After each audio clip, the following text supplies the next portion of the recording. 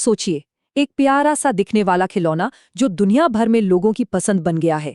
लेकिन क्या हो अगर उसके पीछे एक बहुत ही खौफनाक राज छुपा हो? आज हम लाबुबू डॉल की उसी कहानी की परतें खोलने जा रहे हैं, जिसकी मासूमियत के पीछे एक डरावना साया छुपा है। तो सवाल यही है, क्या एक प्यारा सा क्यूट सा खिलौना जानलेवा हो सकता है? ये सवाल इस पूरी कहानी के बिल्कुल सेंटर में है और शायद आखिर तक हमारे दिमाग में घूमता रहेगा। चलिए इस कहानी के सफर पर निकलते हैं। हम शुरू करेंगे मेलिन की कहानी से, फिर उन चेतावनियों को देखेंगे जिन्हें अनदेखा किया गया, और फिर पता लगाएंगे कि ये मामला कैसे पूरी दुनिया में फैल गया। और अंत में ये समझने की कोशिश करेंगे कि ये सब सिर्फ एक अफवाह है या फिर एक भयानक हकीकत।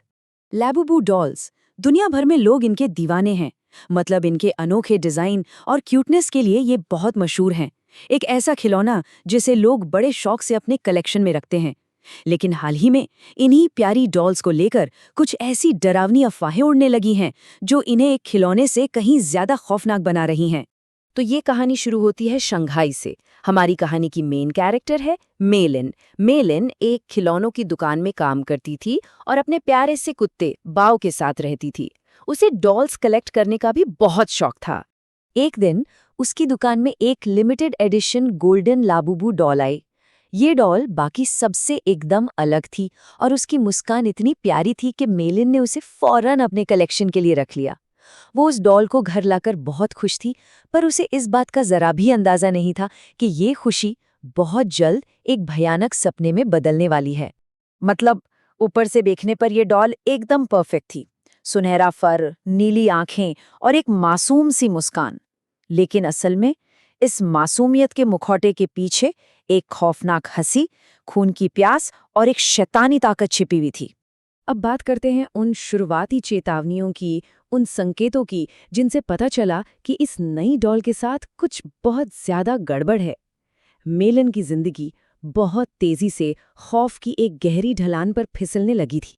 पहली चेतावनी मिली उसके कुत्ते बाओ से।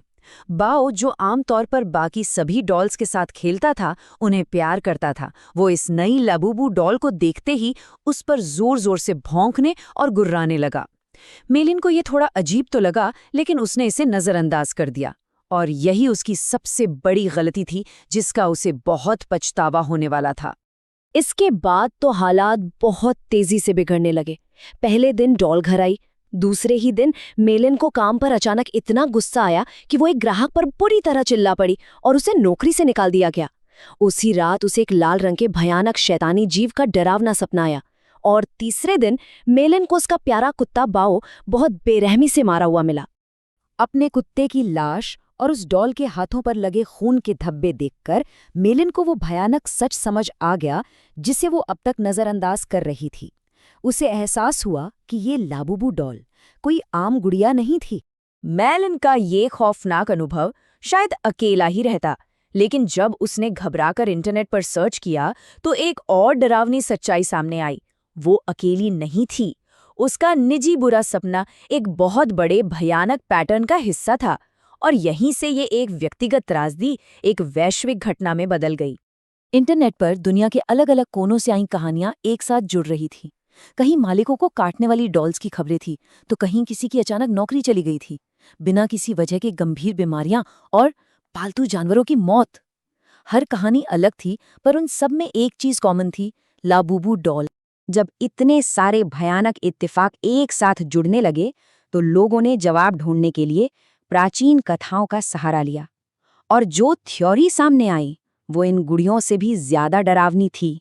ऑनलाइन चर्चाओं ने इस डॉल को सीधे सीधे पज़ुज़ू से जोड़ दिया। पज़ुज़ू प्राचीन मेसोपोटामिया की पौराणिक कथाओं का एक बहुत ही शक्तिशाली और दुष्ट दानव है, जिसे अकाल और महामारी लाने के लिए जाना जाता था।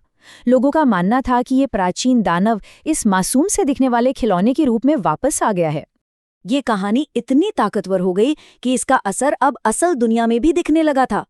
कुछ देशों ने तो इन डॉल्स पर बैन तक लगा दिया। पादरियों ने इनका एग्जॉर्सिज्म करना शुरू कर दिया और सोशल मीडिया पर चेतावनियां आग की तरह फैल गई। इन सब ने इस विश्वास को और पक्का कर दिया कि ये श्राप असली था। तो अब हम वापस आते हैं मेलन की कहानी के उस दुखद अंत पर, जो हमें एक बहुत ही परेशान करने वाले सवाल के साथ अकेला छोड़ जाती है। डर के मारे मेलिन ने उस डॉल को जलाकर उसकी राख को नदी में फेंक दिया।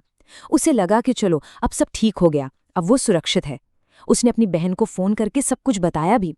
लेकिन अगली सुबह मेलिन अपने घर में मृत पाई गई, और सबसे खौफनाक बात ये थी कि उसकी लाश के ठीक बगल में वही लाबूबू डॉल बिल्कुल सही सलामत हालत में पड़ी थी।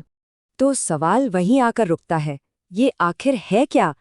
क्या ये सिर्फ एक शहरी किंवदंती है जिसे इंटरनेट ने हवा दी, या फिर ये एक मास हिस्टेरिया है, मतलब बड़े पैमाने पर फैला एक वहम, या फिर एक असली शैतानी श्राप?